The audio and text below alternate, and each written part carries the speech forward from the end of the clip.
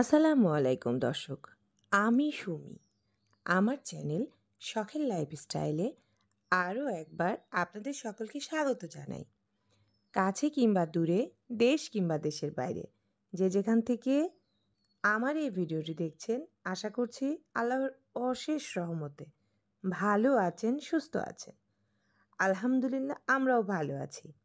তো দর্শক, দেখতেই পাচ্ছেন ভিডিওটি শুরু করলাম রান্নাঘর থেকে।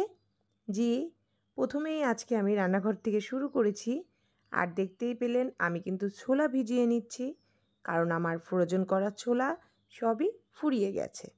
তাই আজকে একটু বেশ পরিমাণে ভিজিয়ে নিলাম, এটা দিয়ে কিন্তু কয়েকদিন হয়ে যাবে।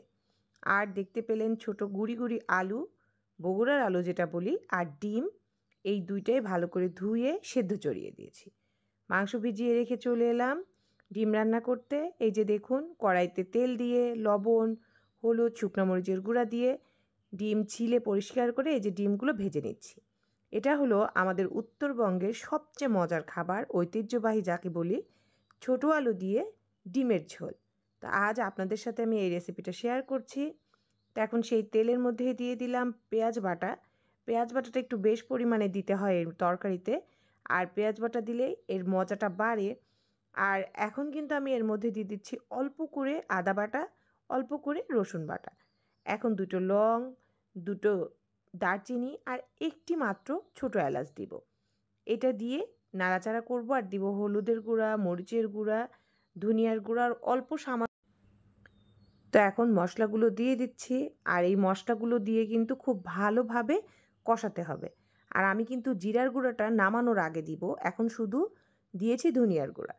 তারপরে টমেটো কুচি করে রেখেছিলাম সেটা দিয়ে দিলাম, একটু ভালো করে কষিয়ে নিয়ে দিলাম সেই বগুড়ার ছোট আলু যেটা আমি সেদ্ধ করে রেখেছিলাম, ছিলে পরিষ্কার করে নিয়ে এখন দিয়ে দিলাম তরকারির মশলার মধ্যে। দিয়ে এই যে ভালো করে কষিয়ে নিয়েছি, আর যখন ফুটে উঠেছে তখন আপনাদের সাথে শেয়ার করছি।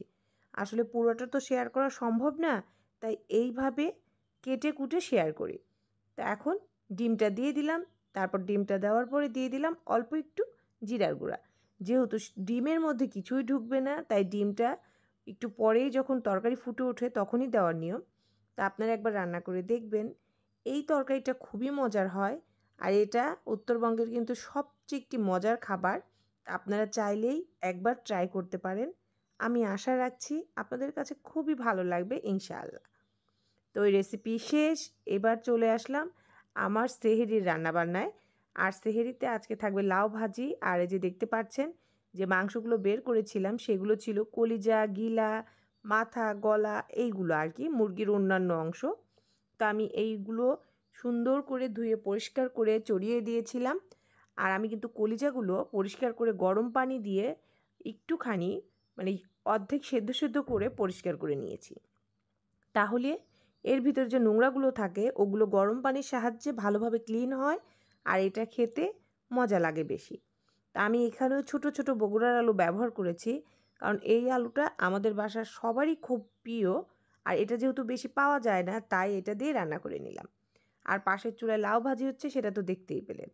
তো এখন ছোলার মধ্যে আমি পেঁয়াজ কুচি, কাঁচামরিচ কুচি, তারপরে দিয়ে দিব মশলার মধ্যে আছে লবণ দিব, আর মশলার মধ্যে বেশ পরিমাণে পেঁয়াজ বাটা দিব।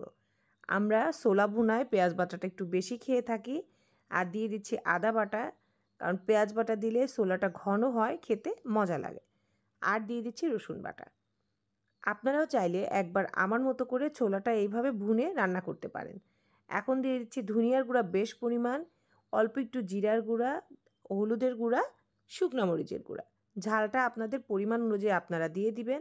আর দিয়ে দিলাম 2 ফালি টমেটো।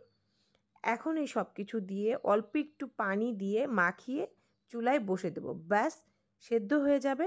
তারপর যখন আপনারা এটা ভেজে নিতে যাবেন, তখন কিন্তু তেলের মধ্যে একটু পেঁয়াজ কুচি বেশি করে আর শুকনো মরিচ দিয়ে দিবেন, দিয়ে এটাকে সুন্দর করে ভুনা করে নেবেন।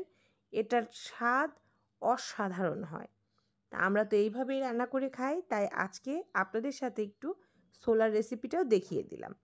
তো যাই হোক আমার আপু ভাইয়ারা, আপনারা যারা ভিডিওটি দেখছেন প্লিজ একটি লাইক দিয়ে দিবেন, আর আমার ভিডিওটি শুরু থেকে শেষ পর্যন্ত কন্টিনিউ করবেন। তো এখন এই যে দেখুন, আমি আপনাদের সামনে চলে এসেছি যে ইনকাম যতই হোক সংসারও চলবে, টাকাও জমবে। তো এখানে আমি পুরা হিসাবটা লিখে নিয়েছি আর আপনাদের সাথে সেটা শেয়ার করছি। আমার কিন্তু সংসারের মোট টাকা 30,000। আমি আমার হিসাবটা দেখাচ্ছি, আপনাদের কার কত সেই অনুযায়ী আপনারা হিসাব করে নেবেন। আর সেখান থেকে আমি কোন খাতে কত টাকা খরচ করি সেটা এখানে বিস্তারিতভাবে লিখে দিয়েছি, আপনারা দেখলে বুঝতে পারবেন। তবুও আপনাদের বোঝার সুবিধার্থে আমি আরও একবার বলে দিচ্ছি। এই যে দেখতে পাচ্ছেন আমি কিন্তু ভাগ ভাগ করে টাকা রেখে দিচ্ছি। আমি কোন খাতে কত টাকা দিব সেই হিসাব করে আমি টাকাগুলো রাখছি। তো আমার আপু ভাইয়ারা যারা আমার ভিডিওটি দেখেন, যদি আমার ভিডিওর কোনো অংশ বিন্দু পরিমাণে আপনাদের ভালো লাগে তাহলে প্লিজ আমার চ্যানেলটিকে সাবস্ক্রাইব করে আমার পাশেই থেকে যাবেন। আর আমার যেসব আপু ভাইয়ারা অলরেডি এই কাজটি করে নিয়েছেন, আপনাদের সবার জন্য রইল মন থেকে অনেক দোয়া ও ভালোবাসা। তো এখন ধীরে ধীরে আমি সমস্ত টাকাগুলো ভাগ ভাগ করে বের করে নিচ্ছি। আর আমরা যদি শুরুতেই এইভাবে টাকার হিসাবটা করে নিই তাহলে বুঝতে পারবো যে মাসের প্রথমেই আমার কত টাকা জমা থাকবে। আর এইভাবে চললে আপনার সংসারও চলবে, আপনি কিছু জমাতেও পারবেন। তো ইনকামটা বড় কথা না, ইনকাম কেউ 1 লাখ করতে পারে, কেউ 10,000ও করতে পারে। আর খরচ করাটাই মেন কথা। কারণ আপনি যদি 1 লাখ টাকা ইনকাম করেও প্রচুর খরচ করেন তাহলে তো কোনো লাভই হলো না। আর যদি 10,000 ইনকাম করেও মাসে 500 টাকাও জমান তাতেও কিন্তু অনেক লাভ। আর এই সব কিছুই আছে আমাদের গৃহিণীদের হাতের মুঠোয়। কারণ গৃহিণীরা চাইলে সব কিছুই করতে পারে। তা আমি যেভাবে খরচ করি সেটাই আপনাদের সাথে দেখিয়ে দিচ্ছি। তা আমার মোট টাকা থাকে 30,000। আমার যেহেতু কোনো বাসা ভাড়া নেই তাই সেই খাতটা আমার শূন্য। আর আমার খাবার যেমন চাল, ডাল, সবজি, মাছ, মাংস, আলু এগুলো খাতে আমি কত কত খরচ করি সেটাও দেখিয়ে দিয়েছি। আর এদিকে জমানোর টাকা আমি প্রতি মাসে 3 থেকে 2500 টাকা মানে 2,500 টাকা আমি জমানো বাবদ শুরুতেই রেখে দিই। আর এই টাকাটা রেখে দিলে পরে যা বাঁচবে বাঁচবে, কিন্তু শুরুতেই আমি এই যে দেখুন এই টাকাটা রেখে দিলাম। এই 3,2500 টাকা রেখে দেওয়াতে এই টাকাটা যদি আমি রেখে দিই আমি কিন্তু নিশ্চিন্ত থাকতে পারি। তারপর চাল ডাল সবজির টাকা এখানে আমি 7,000 ধরে নিই। তারপর মাছ মাংস এখানে আমি 9,000 ধরে নিই। তাহলে টোটাল 16,000, বাকি থাকে হাতে 14,000। এই 14,000 টাকার মধ্যে আমার নাস্তার আইটেম, বিস্কিট, দুধ, চিনি, ফল এগুলো লাগে। আর ক্লিনিং আইটেম তো সাবান, ডিটারজেন্ট এগুলোর জন্য 500 টাকা। আর মেহমান ওষুধপত্রর জন্য 4,000 টাকা আর 1,000 টাকা। আর বাড়তি শখের জিনিস বা বাইরে খাওয়ার জন্য 2,000 টাকা। তা আমি ঠিক এইভাবেই ম্যানেজ করে চলি। আপনারাও চাইলে আমার মতো এইভাবে হিসাব করে চালাতে পারেন। তা আমার আপু ভাইয়ারা যারা এতক্ষণ ধৈর্য ধরে কষ্ট করে ভিডিওটি দেখেছেন, আপনাদের সবাইকে অসংখ্য ধন্যবাদ। আপনারা সবাই ভালো থাকবেন, সুস্থ থাকবেন। আমি সুমি এখন বিদায় নিয়ে নিচ্ছি। আল্লাহ হাফেজ। আসসালামু আলাইকুম।